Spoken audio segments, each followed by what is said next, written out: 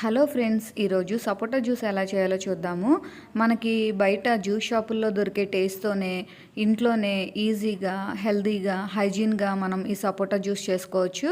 బాగా పండిన ఫ్రెష్గా ఉన్న ఒక 9-10 సపోటాలు పైన లేయర్ని రిమూవ్ చేసి లోపల సీడ్స్ కూడా అన్నీ తీసేసి ఈ పల్ప్ అంతా కూడా జ్యూసర్ జార్లో వేసుకొని ఒక half cup sugar, half cup milk వేసి కొన్ని ఐస్ క్యూబ్స్ కూడా వేసుకొని దీన్ని మెత్తగా గ్రైండ్ చేసుకోవాలి.